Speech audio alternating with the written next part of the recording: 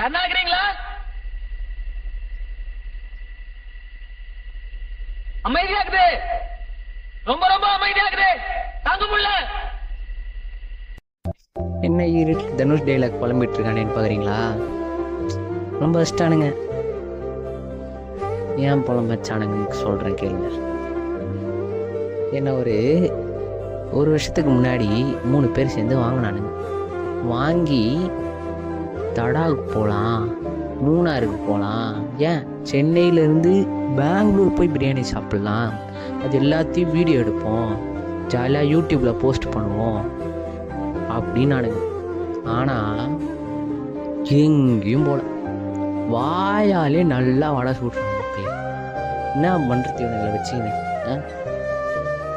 என் ஆப்பு கூட நேற்று அப்டேட் வந்துச்சு. இவனுக்கு வாழ்க்கையில் எப்போ அப்டேட் வரப்போகுது? சொல்லுங்கள் பார்ப்போம். வெறுப்பாகுது மக்களே, வெறுப்பாகுது. இதுக்கு மேலே முடியாது.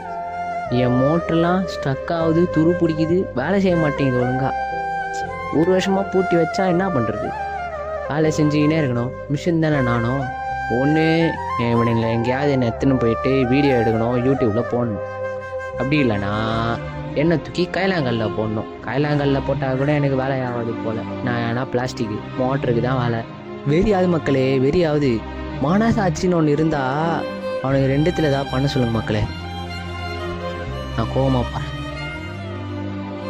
என்ன ஏதோ சத்தம் கேட்குது? டேய் கிம்பிளுக்கு தான்டா இருக்கு.